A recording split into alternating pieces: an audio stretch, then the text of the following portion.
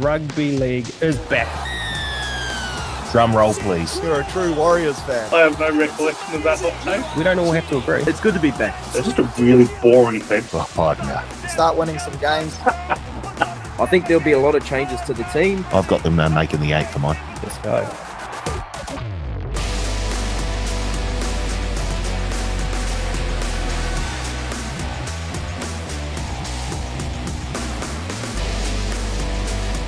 Hello, folks, and welcome back to the Advantage Line, TAB's Rugby League betting podcast. My name is Karl, joined back in studio by my good mate, Paul Mawate. G'day, Paul, Karl.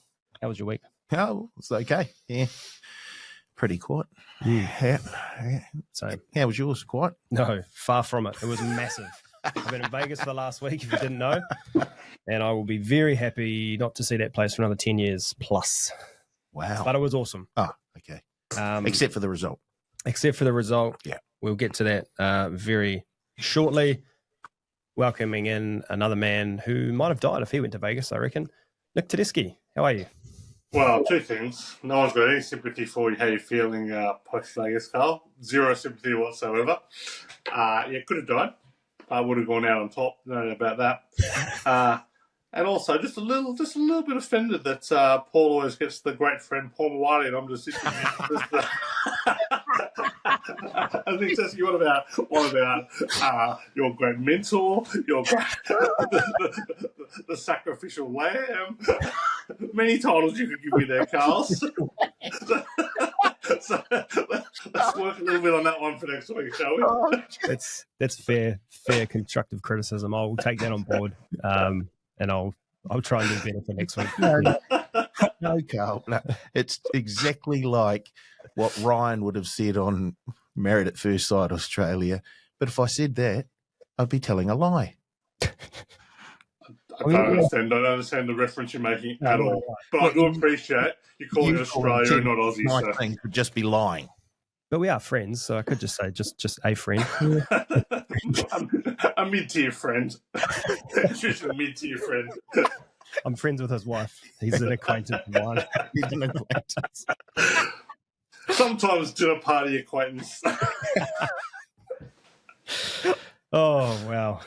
It's good to be back, fellas. Hey, did you boys listen to our episode that we did in Vegas? I'm guessing not.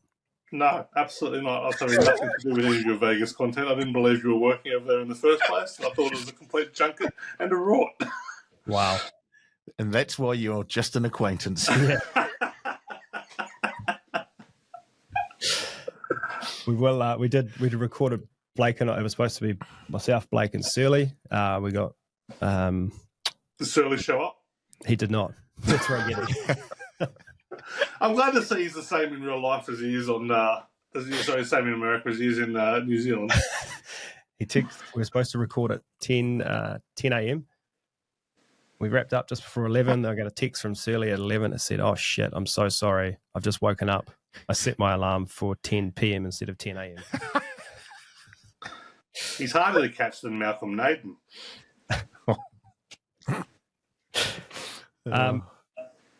Anyway, okay. A couple of takeaways from my time in Vegas, just because I'm sure you'd love to hear this, Teddy. Mm-hmm. Vegas might be the craziest place on earth. Was this your first time in Vegas? No, second, but first time. First junket. First work trip. First time with someone else paying. First work trip. Vegas and US in general, like the fandom and the game day experience, they do so well. And Warriors fans might be the best. That's all, to be fair. Wigan Warriors or New Zealand Warriors? No, New Zealand Warriors. Didn't see a single Wigan Warriors fan there. Because from what I was seeing on television, it looked like the Wigan Warriors were the absolute stars of the show. They were ahead of all the NRL clubs. At the stadium, like the singing and chanting and everything that the Wigan Warriors fans done was very cool. And the way that Allegiant Stadium's made up, I guess, with the roof and everything, like it just echoes and booms around the stadium. It's very cool, very, very cool. But New Zealand Warriors fans on the ground, I can't describe how many people were there. Like, it was nuts. So many. From here, it looked like there were just so many Wars fans. Yeah, just everywhere. It was. To the point, Teddy, you walk past Darth Vader in the street and you got a Warriors hat on and he's screaming up the wires at you, trying to get $50 for a photo. Not from me, pal. thought you would have just expensed it. Yeah. Wow, Oh, jeez. So much to learn, young Karl. So much to learn. I won't say what I was going to say. Yeah. It's almost like Darth Vader and Luke Skywalker talking to one another right now. Come to the dark side. Fun fact, I've never seen any Star Wars movie, ever. Oh, Sorry, what? Yeah.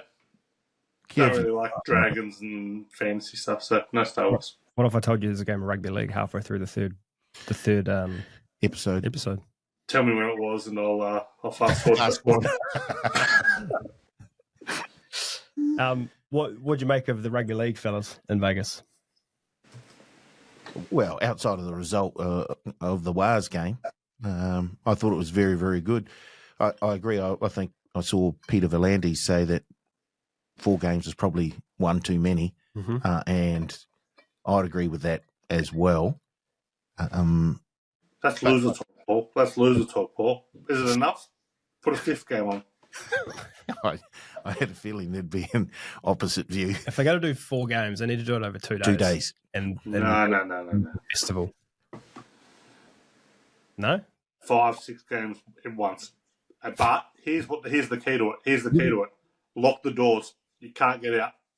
Once you're in, you can't get out. He's gone. That'll get the crowds there. That explains a lot, Teddy. That does explain a lot. There was just no once you're in that stadium, you can't. Once you leave, you can't come back. They should let you come and go.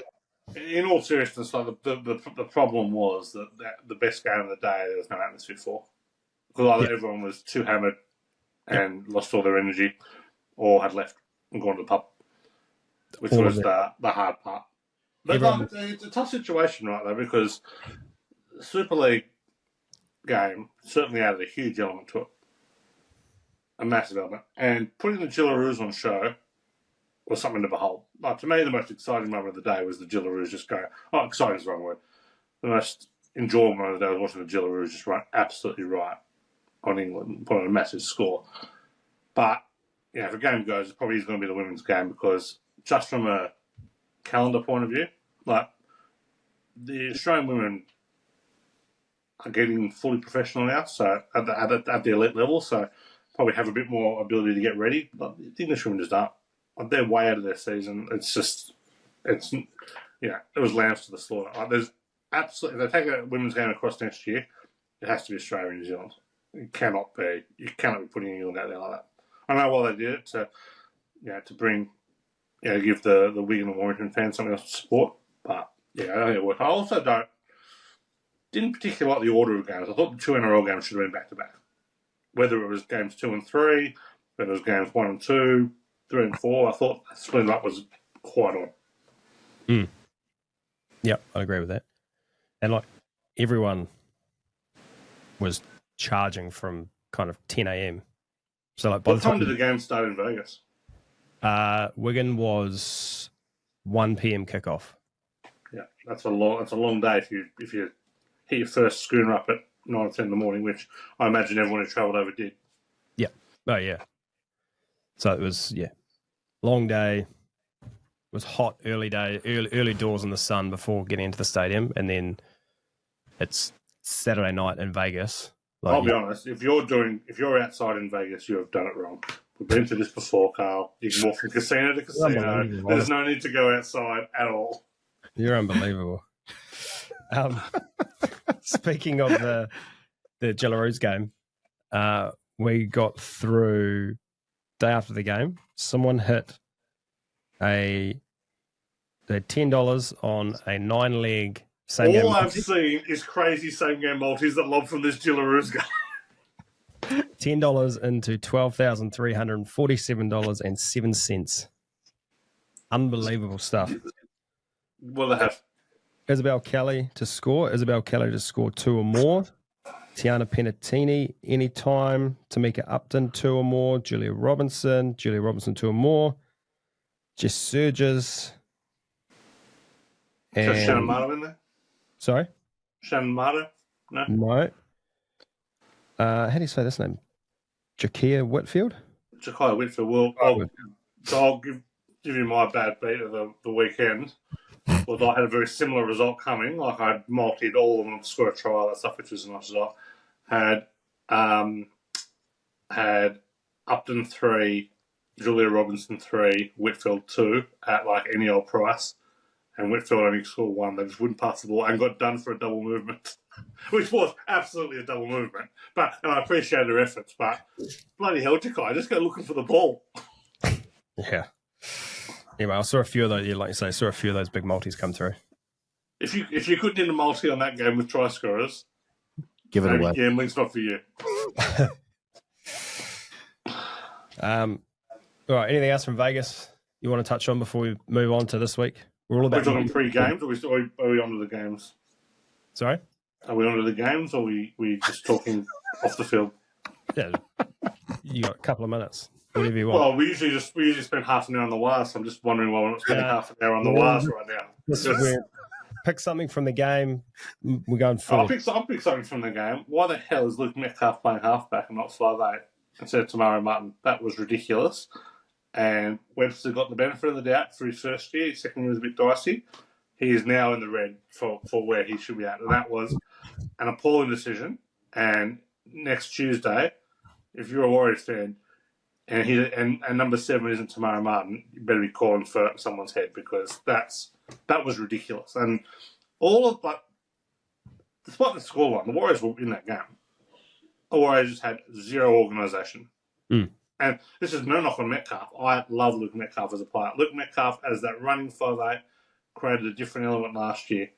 Just put a bloody organiser in there. I hate when they try to manufacture non-organising halves into a halfback. It's just a different skill set.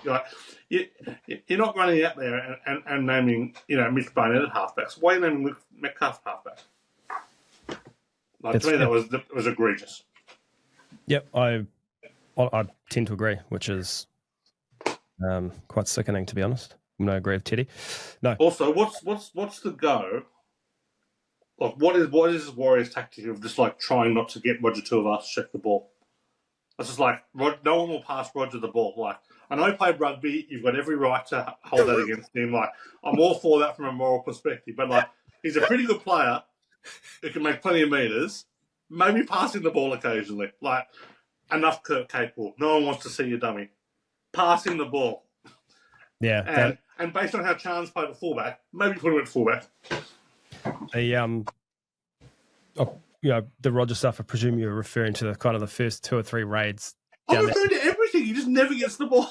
But like they from where we were sitting quite high up, and it was a really good, like, you could see the shape and you could see where everyone's going before they were going there. And I think it was the first 2 times the Warriors went down the left and Adam Pompey threw the dummy and tried to go himself.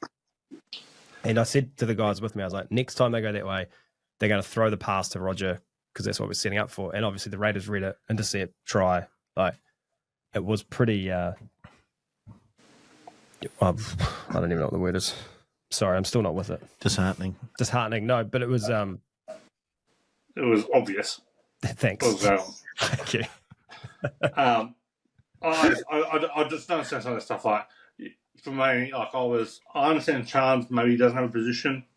If you go Roger at fullback, Roger's got to be fullback. Just the way he held, when he had the ball, he was so dangerous, and he got the ball in the worst positions, usually off a carry from his own end. Looked way more dangerous. And after seeing Chance try to catch that bomb that led to a try, led to Chris's second try. That was that should have been. You can't go catching a bomb when you're trying to be subterranean to a worm. Like, it was like, maybe get a bit higher, not get as low as you possibly can. He didn't even touch it. Didn't get close to it. So it should have been a knock on. But why would you? When players are chasing, he was pretty much lying down by the time the ball would have got to him. Yeah, I think Roger on the wing's still the best for this team, personally. Roger on the wing is better than Roger at centre, but Roger at fullback is better than Roger on the wing for What do you think? I think Chance is a better ball player than Roger. I'd like to give it more than just one game. It's also been one game. It's game one of the season. No, it's not one game. It's one game in one season. Is when this is happening. Let's just calm down here and let's just give them a little bit of a go and see how things pan out, and then we can come back and have another look in about a month's time. It's my friend. What when the season's gone? That's loser. The season is not gone. Changes need to be made when failings are noted. This could be the end of this podcast. Thank God Teddy's going to Europe. Oh, just do what always happens. Just blame the Australian. All right, we're going to move on before I punch someone. Someone's got the Vegas scaries. Right, let's do the grid. It was incredibly hard this week. Incredibly hard. I would say it's the most brutal grid I've done. So, if you're playing at home, pause the pod, go find the grid for Tuesday, 4th of March. It's 499. Oh, yeah. Okay. Across the top, Clint Newton, teammate, has played for the Dragons, played for 2 clubs in 1 season. Down the left has played for the Panthers, played centre and second row, and played for the Knights. I started off with a 1.34 and I thought I'm flying here. And I ended with a big number. Teddy, give us Sometimes the grid's enjoyable to do. Other times it is just an awful grind. This was an awful grind. Leave me out of this kind of grid. Yeah. Clint Newton teammate, Penrith Panther, Nathan Smith, 1.58. Sure. Dragon and Panther, Wizard, Richie Williams, 0.28. Oh, crikey. And played for 2 clubs in 1 season, Panther, Tavita Pangai Jr., 6.6. You want to go next? Or? Yep, I'll go next. Nigel Plum, 2.38. Tyrell Fuimaono, 2.61. Clint Newton, 4.94. That's an Almawati special. That is just pulling out the old the name of one line and using it in another. Seen this movie before. Clint Newton teammate Panther Shandor Earl 1.34. Nice. Dragon Panther Teddy's mate Tom Eisenhuth 3.74. And 2 clubs 1 season Panther Jamie Soward 7.94. Fun fact: I drafted Tom Eisenhuth in my dynasty league, and now he hasn't been named in their 17. So get exactly what I deserve. Thanks, Tom. The worst line ever. Played centre and second row. Very hard to remember. But Clinton teammate centre and second row Todd Lowry, 5.44. Probably got a bit of luck on that one. Dragon centre and second row Matt Pryor, 8.15. And 2 clubs in 1 season, centre and second row, Joey Leilua, 23.17. Wow. And that took me an hour to get. And that was the highest points for that. Yep. For that square. Yeah. Yeah. He's the most well known of them. Tamana Tahu, 100. I'm surprised Tamara Tahu didn't play with Clint Newton. Yeah, I'm surprised that one. How did they miss? I don't know. Anyway, Alex McKinnon, Wizard, 1.31. Oh, nice. Lewis Brown, 100. Oh, He didn't play for 2 clubs in 1 season. he didn't, but he did play. He was Clint Newton's teammate and played in the centre second row. Oh, no. Lewis Brown 6.49. Dragons second row centre Ben Cray 7.39, and then 2 clubs 1 season. I used the hint button and I selected Sione Famuina because he was on our plane, and I scored 100. Ouch. Yeah. Clint Newton teammate Newcastle Knight Daniel Abraham 0.68. Knight and Dragon Kirk Reynoldsson 1.93. And 2 clubs in 1 season, Newcastle, Little Mad Dog, Luke McDougall, Wizard 1.53. Wow. Shit, that's going back. He played for 6 clubs, Luke McDougall. Was He got around. Was he the brother of? Yeah. Yeah. Was he the younger brother of Adam? Yeah. Right. Okay. Younger, untalented brother of Adam. Well, maybe he didn't have the right juice. Anyway. I think he got suspended for that. So. Yeah. Cooper Vuna, 0.40. Adam Clune, Brain, 1.42. Another mad dog, Jack Hetherington, 3.54. Oh, it's a good one. I tried to get the... anyway. Corbin Sims, 1.53. Bo Scott, 6.24. And one of my favourite players, Tarek Sims, 8.81. Just needed the Ashton for the trifecta there. Actually, speaking of... we'll do the scores and then I'll tell you a story about one of my favourite go-tos for the grid. Total score, Ted. 49.4. Ooh. 216.6. 143.5. That is a tough day at the office. Good luck. Hopefully you did better. Daniel Vito, WWE star. He was playing for USA men's rugby league team in Vegas. They played against Greece. We went out and watched them. Shot some content out there, talking to some fans. And Greece absolutely wiped the floor with them. Embarrassing for USA rugby league fans. Sorry, guys. I think I just dropped out for a second. Yes, you did. I just told a story and you didn't comment. You didn't give me any smack talk or anything. I was very surprised. What was the story? I was just saying one of my favourite grid players, WWE star Daniel Vito. Mm-hmm. He was playing for the USA Eagles Rugby League in a test match against Greece last week. Mm-hmm. We went out to Silver Bowl Park in the middle of nowhere in Vegas and watched this game, did some content, and Greece absolutely wiped the floor with USA. It was embarrassing for USA punters. Did you find somewhere to bet on the game? Did not. Did talk to the most capped rugby league player for the USA Eagles, though. Ever? And David New? Sorry? David New? No. It is Curtis Kunz.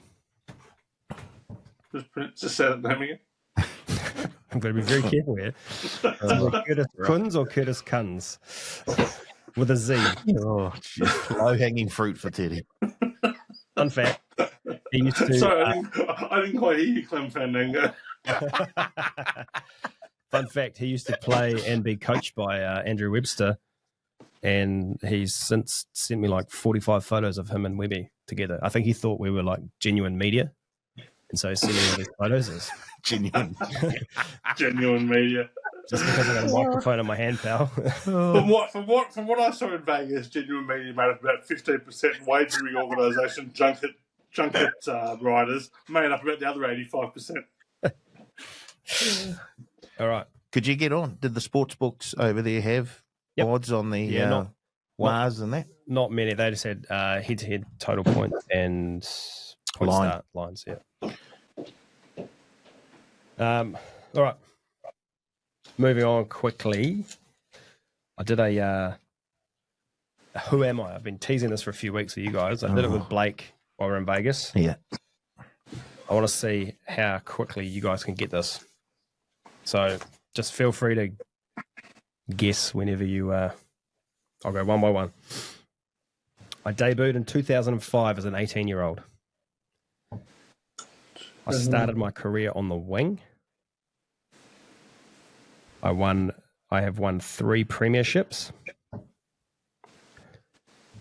I played for 2 NRL clubs. I've played for both. Jeremy Smith. No. Did Jeremy Smith start on the wing? Did he? No. Oh, he's chucking stuff out. Okay. I've played for both Queensland and Australia. You should have waited. I scored 31 tries and 39 tests for Australia. That's got to narrow it down for Teddy. Well, Billy. No. I played 4 games for the Indigenous All-Stars. I scored 18 tries in 32 games for Queensland.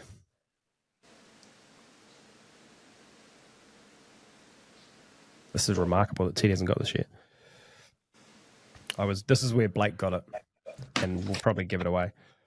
I was banned for 3 matches for a shoulder charge on a Dragons player in 2013.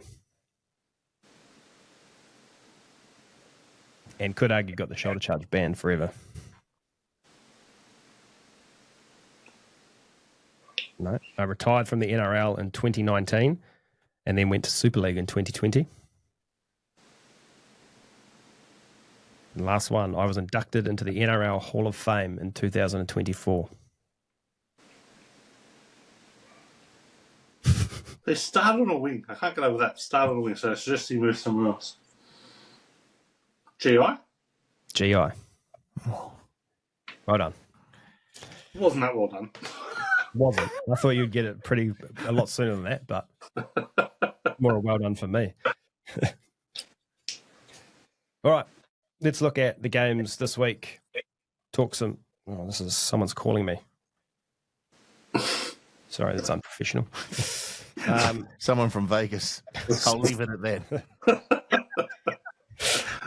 Are you saying Karl has a lot of life in Vegas now? No, he does not. Not at all. All right. Roosters v the Broncos. Roosters $2.90. The Broncos $1.42. Roosters have dominated this fixture, winning 7 of the last 10. What other stats have you got for us, Teddy? Well, I've got 2 really good stats, which means you can have a couple of max bets in this game. So whatever your unit is, max it out. Our underdogs are 4 or more, rounds 1 to 4. You regular listeners will be well aware of this stat. Cover 66% is absolutely cash money for back up your early season home underdogs. And the under in round 1 the last 3 years hits at 79.2%. Rounds 1 to 4 the last 3 years when there's interstate traveller, 70.6%. So a bit of rain in Sydney as well, just increase the excitement levels on the under there. But I'm all in Roosters in this one. I cannot believe. I know the Roosters have been decimated. They've lost 6 players who departed the club. They've lost injuries. There's no Brandon Smith, no Sam Walker. Spencer Leniu's out. Billy Smith's out. Yeah, the Broncos are missing Ezra Mam. And the Broncos are without Tony Staggs as well. They're playing Corey Pakes-Hooker. Let's just have a think about that for a second. They're playing Jordan Ricky on an edge with Jack Gashevsky. Yeah. Gimat Shibasaki is playing in the centres. But let's just take a step back and think, is this team that should be 7.5 point interstate favourites? The answer is no. This is a chips and Roosters job here. And the under is the bet in pretty much every game in round 1, so I won't bore everyone in every game, but whenever there's an interstate travel, you 100% want to be on the interstate game. So I'll be on the under in that one. So, yeah, absolutely love this game. This South betting. This should build accounts for the rest of the year. Where are you sitting here? It's very hard to argue against Teddy there. I'm not as, I guess, chips all in as he is, but I do favour the Roosters at the line. I think that's just far too much. I know they were poor during the in the pre-season, and they have lost a hell of a lot through players leaving the club and injuries, but I can't see them just folding at home against the Broncos. The line is too big for mine. So, yes, I do like the plus 7.5, which is what it was when I looked at it last time. Yes, spoiler alert, that's my best bet of the week too. Wow. Which is extremely rattling for TAL listeners that we're all in on this one. Yeah, I don't like when we're all together. No, it never... Extremely rattling for TAL listeners. This is extremely rattling for some TAL hosts as well. Maybe have a look at the Broncos 13 plus there, punters, just to see that. The total's 43.5. The average point score in the last 10 between these two, 46.9. But as you say, the unders in round 1 always go well, Eddie. And there's some under angles both teams here as well. Under hit 8 of the last 11 when the Broncos are favoured in their state, and it's 3-0 when the Roosters are dogs with Allianz. So, yeah, I would expect. If you remember the last Allianz game, there was an issue with drainage. I don't expect it to be that bad this week, but just saying, it could be that. I went through and had a look at all the teams' opening round records. Both teams 5-5 in the last 10. So, not much. Yeah. Another factors to throw out here. This is two facts. Trent Barrett's now the Broncos' assistant coach. We all know Trent Barrett's record as a coach. But Michael Maguire, in his last 6 seasons at club level, 47 and 87 as a head coach. Now, some of that was at the Tigers. He also got the back end of South after a premiership in that run as well. So, I think there's a lot of people willing to anoint him. I've heard on a lot of podcasts a lot of good judges declaring the Broncos should be favourites for the premiership. Wouldn't be surprised they won it all in a canter, blah, blah, blah. Absolute bollocks. This is a team that's going to struggle this year. And if they get hot, they get hot, sure. But the likelihood is that they're not going to be any great team. So it's something worth noting. Alrighty. Next one. Tigers, totals 15 versus the Knights. Knights have won 8 of the last 10 between these two. The favourites won 6 of the last 10 head-to-head. The Knights are 8-2 in their last 10 round 1 games. And the Tigers 6-4, but they have lost 3 of the last 4. What else you got, Teddy? Yeah, Knights have won and covered the last 6 against the Tigers. So I expect the Tigers to be a better team this year. But round 1, with all the changes that are happening, I don't know how you can be on the Tigers here. No Buller, no Coruscant. They've won 2 of the last 11 at Campbelltown, covered just 4 of those. They're 3-6 against the spread when they're $2 or under the Tigers. Look, the Knights aren't any great side, but they're 20-10 against the spread when $2 or under. So they tend to win well when they should. So I've got to bet with Newcastle here. Obviously, I'll be on the under again. I won't put them on there. There's also 9-2 when the Tigers play at Campbelltown. So, I was going to go with the best bet in this game being the under, but probably lean more towards Newcastle being the better bet now, and also being the under. Cool. Yep, give me the Knights.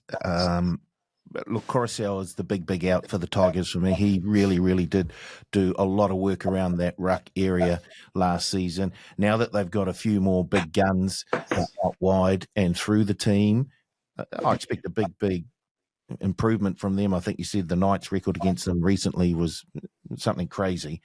They won 8 of the last 10. Yeah, that's through that wooden spoon period for the Tigers when they were terrible.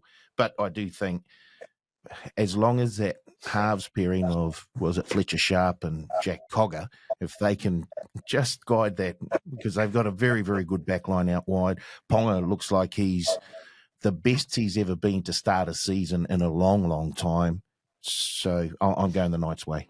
You make a good point there about Ponga as well. I think this is a game where him and Sharp's elusiveness and speed is going to cause all kinds of issues for the Tigers outside backside. Fatape and Dewey are sluggish at best. And against kind of elusive players with their speed on the outside, like Bradman Best, we'll get to my best try score about a bit later, but spoiler alert, Bradman Best features. So I think you kind of spot on there about Pine having a big game in this one. Can you bet on assists? Can you? No? Well, if you can't, you should. Flat joke. Never I mind. know 2 of the 3 are currently employed by a wagering organisation, so let's maybe go speak to a trader there and see if we can get them up. We'll see what we can do. I certainly know in Origin you can bet on tries. So Yes. Club level, I'm not sure whether we've got that far yet, but I asked the question. Why not? It's a fair question. Next one. Well, who do you like in that game, Karl? I've cut you off. I really don't want to. I don't like either team. Oh, no. I don't want to bet in that game. Oh, crikey. But he will. You have got the Vegas scaries. Yeah. Doesn't want to bet. I've heard it all now. I've seen some bad Vegas recoveries. That's about the worst I've seen. I don't like. I've said it when we were talking about the Knights the other week. Like, they just don't excite me at all. I don't like watching the Knights play rugby league. No, they're awful. Yeah, Like why? Yeah. If you had, Gambling's got nothing to do with what you like. hey, if you had to put a gun to my head, I'll take the unders. I like it. Next one, interesting one.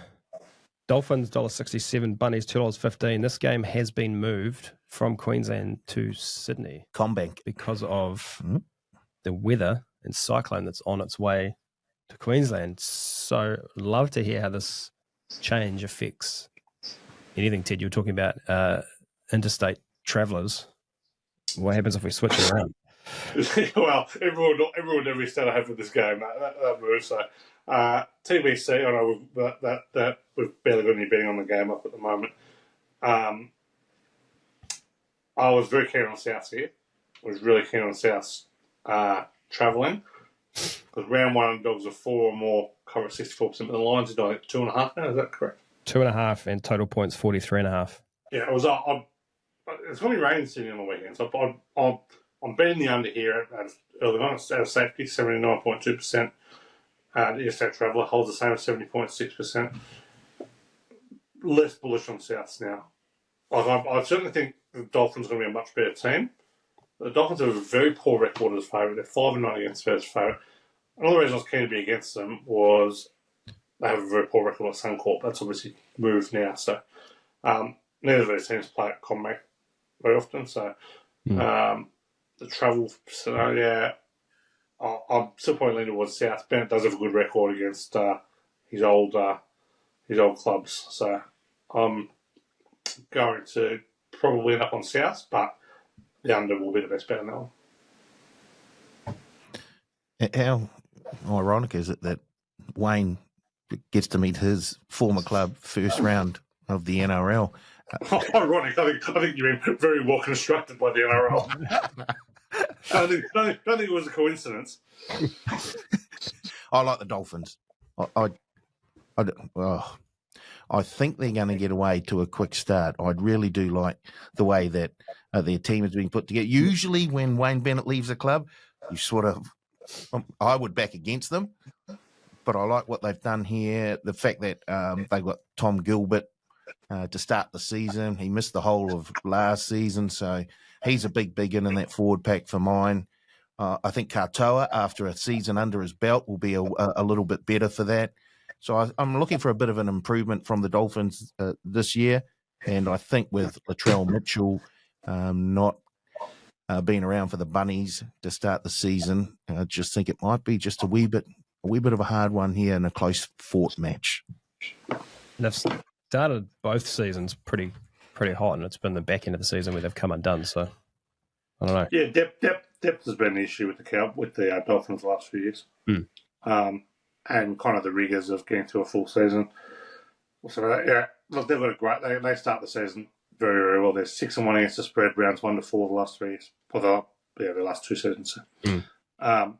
Yeah, I can't argue against the Dolphins. And like the closer this one gets in betting, the more inclined I am to kind of switch around to the Dolphins. So.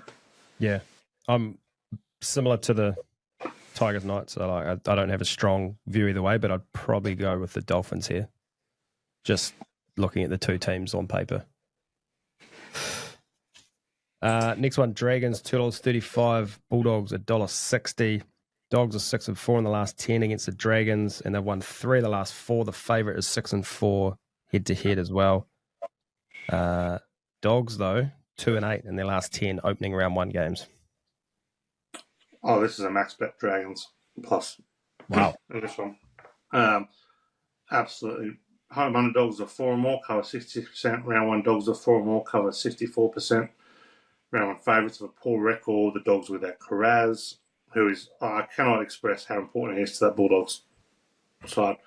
Yeah, remarkably, despite having Skelton, Carraz, and Adokar in our books last year, they're starting winners this year at Marcelo Montoya and Blake Wilson. That is ripe for exploitation. The Dragons get well at Cogra, 10-6 against spread. This is a Dragons are very, very much underfunded and going to shape as a Canberra Raiders like side. They'll be ready for round 1. They'll be up all year. They're going to hurt at the back end of the year when you've got an ageing roster, battling their own bodies. Round 1, that's not going to be an issue. Yeah, the Dogs have a good recent record against the Dragons. They've covered 6 of the last 8, but you've got to be with the Dragons plus here. Gutho something to prove, Cook something to prove. Big worry about the halves. Ilias and Flanagan are about as bad a halves pair as I've seen the other in 25 years. But, I've got to be with the Dragons in. Again, a low scorer. Round 1, I'll back him down to as well about the Dragons pluses of it. Cool. Yeah, I'm with Teddy here. I like the Dragons plus. I like the Dragons head-to-head as well. Yep, and definitely win. I don't think you can understate how important it is to have a very good leader as coach, and Flanagan is that, and he's a very good tactician as well. I think with the addition of Gutherson and Cook, it's a nice little starting point for the Dragons this season. I think too. I know you don't like him, Teddy, but Val Holmes too will help that Dragons team. Yeah, I'm not knocking Val. Val's done a lot in the game.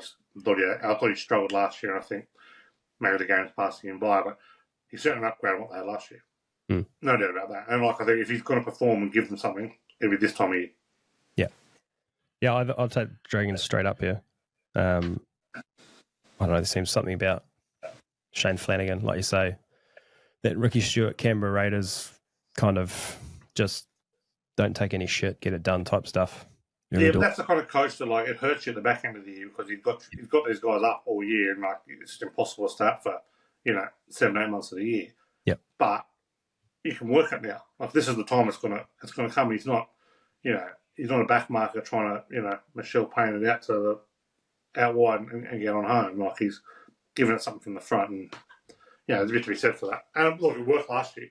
They could have made the finals. So, and you really do need to take advantage of these winnable. When you're a team like the Dragons, you're going to play the Dogs. You can play the Dogs in any of the 27 rounds. You've probably got them at the best spot you could possibly get them at. I reckon this year, right now. Yep. Injuries, a few other issues going on with the Bulldogs. I think now's when you want to catch them. And traditional slow starters, this is a good time to get them. Yep. Next one, Seagulls, $1.46, Cowboys, $2.75. An interesting fact I found looking through these two teams. North Queensland have only started the season outside of Queensland once in the last 10 years. Mm-hmm. And they lost 24-0 to the Panthers. I mean, take out of that what you want, but... Paul's taking complete boredom out with a big yawn from I'm as cross as a dog. Wow. Good friend Paul Mawadi throwing complete shade. Yeah, you can't. I'm the one that's just travelled for 48 hours. Yeah, I'll give you the tip. Business class, no doubt. Christchurch are reloading their alcohol stocks as we speak. We gave it a good nudge your golf over trip, the last that's right. 4 days. That's right. Yeah. Maybe we can talk about it at the back end. No, we won't talk about it. You didn't win then? I avoided the wooden spoon. Good man. Seagulls, Cowboys. Who do you like? Is he frozen again? Oh, no, he's back. No, I'm here. I'm just waiting for the quote unquote banter to end. Love the under bet here. 79.2%. Last 3 years, round 1, 7.6%. Interstate teams, round 1 to 4. And when the Cowboys are interstate underdog of 4 and more, 8 and 3 under.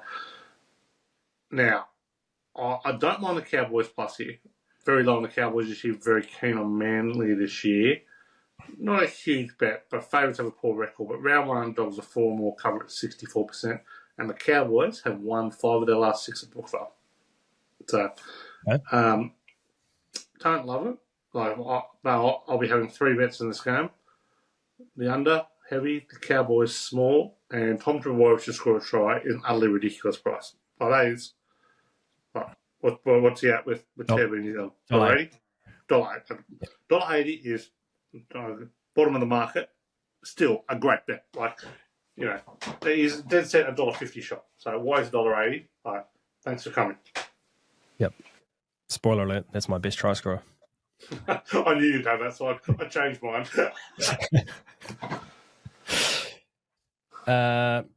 Who do you like in this game, Paul? I like Manly.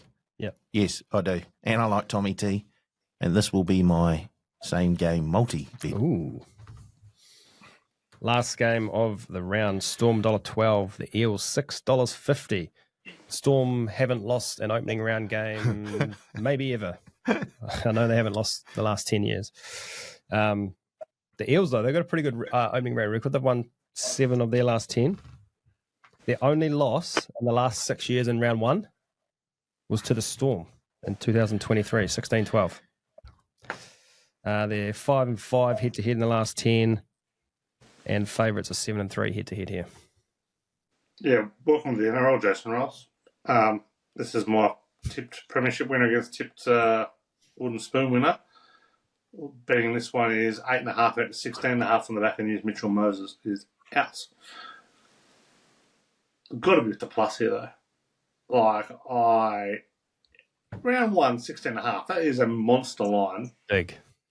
Like round 1 underdogs of 6 or more cover at 68%. I haven't quite got as far as the 16 since the team changes come out. Eels have covered 3 of the last 4, getting 6.5 or more. With Storm, they dominate Parramatta, mate. No mistake about that. But aren't a particularly reliable proposition of putting teams to the sword last year. They won a lot of games very, very close. And I've got a little refereeing stat here. Under White Raymond, who were refereeing, experienced ref, interstate teams are 6-3 against the spread under White Raymond. So, I'll be backing the plus here. Storm will win comfortably, but 16.5 gives you a lot of room to play with. So, I'll be taking a plus. Storm? Storm 100%, but yes, the line is too big, 16.5. When was the last time they lost a round 1? Have they ever lost a round 1 game? I know it's ridiculous. Keep talking. I'll do some digging. How about that? Okay, well, we're done with talking. We're up to betting now. Sorry. I don't know if you ever had this on newspapers in New Zealand back when you were growing up. Paul might remember it. Growing up in the 40s and 50s. Do you remember the little bat din on the back of the paper that was stop press that have breaking news on it? When the thing had pretty much printed and there'd be a little gap to add some late breaking news. I don't know if they had that. This has gone well. So, anyway, I'll circle back later. Okay. I'll give it to you guys to your socials. All right. Betting this year, it's a bit different to last year. We've got $150 each, fellas, and I want at least 4 bets from you. You've got a $50 on the best bet of the week, $50 on your best try scorer of the week. I guess if you want, that could be the same thing, and we have 100 on. Maybe not. $25 on a same game multi, and then $25 on something else. Teddy, would you like to kick us off? No update from last week. Paul? Figures as much. I don't know. Hold on. We had the unders in the Warriors game. Hold on. I've got it. Just let me bring it up. Jeez. I got that. I had RTS. I got that.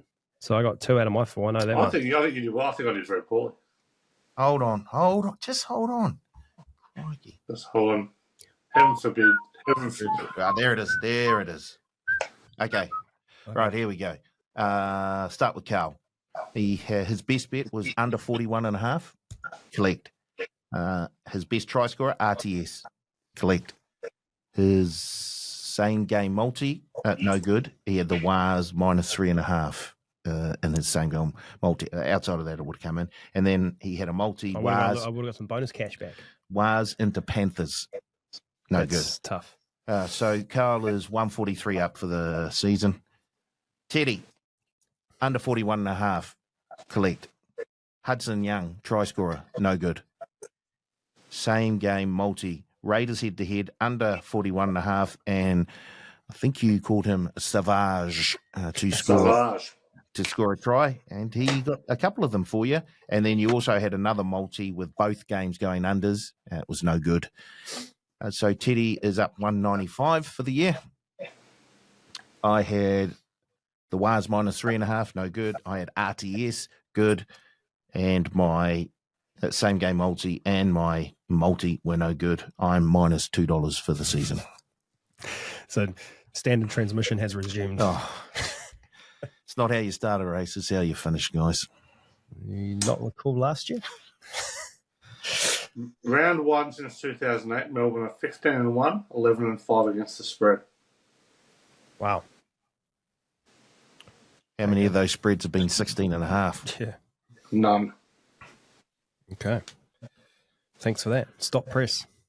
So, All right, Teddy, give us your betting. betting for this week, you want the whole lot? Give us it all. Best bet of the week, Roosters plus 7.5. Best try score of the week, Bradman Best at, I think, $2.80. But I'm sure you guys will find a way to take a little skim off me there, like last week with the 41.5. Same game multi. Eli Katoa, Will Warbrick both score a try, $4.78.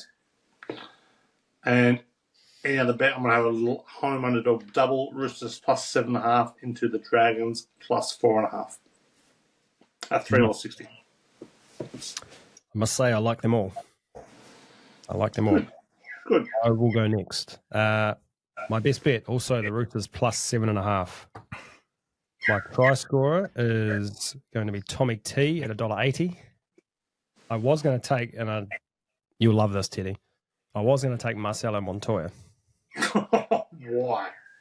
because of some stats I saw from last year around defense and tries being scored. But I'm going to go Tommy T. Same game multi, under 43.5. Ali Katoa to score and Storm head-to-head at $6.22. I like that a lot. And then $25 on the Roosters head-to-head at $2.90. Yep, no arguing with that either. The hell was that? Ted, is that possum back, mate? Yeah, check the bathroom. I don't know. I know New Zealand's a very quiet, safe, place, but we have animals over here, wildlife. Yeah, that's and that was. I'm not sure if you're familiar with this. That was a bird. yeah, it probably wants to kill you. Everything wants to kill you over there, including your fellow podcast hosts. It's a dangerous world, Karl. What have you got, Paul? My best bet is the Dragons head-to-head. Wow. Take them. My best try scorer, Kalen Ponga at $2.80. And my same game multi, Manly to win, Tommy T to score a try, and Kola to score a try as well. That comes out at $5.51.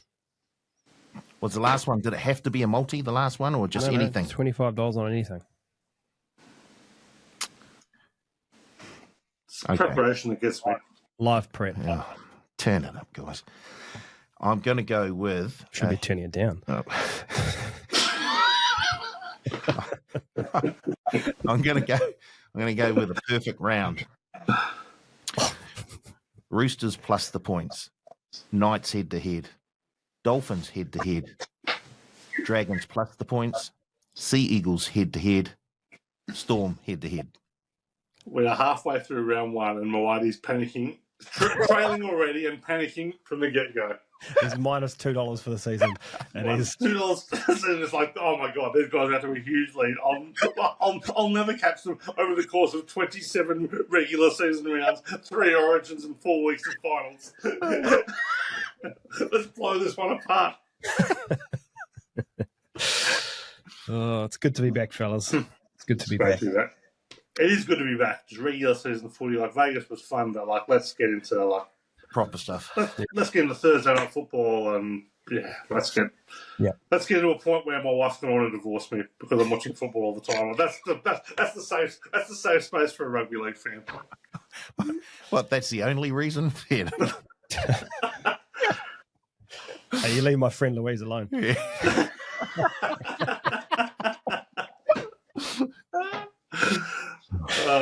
I sent her a joke. I sent her a little joke meme the other night about why is it football season returns. She just wrote back, "It's not funny."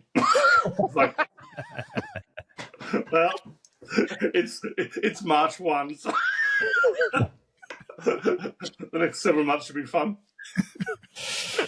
Oh, prayers for the Tedeschi family. To everyone, thank you for listening.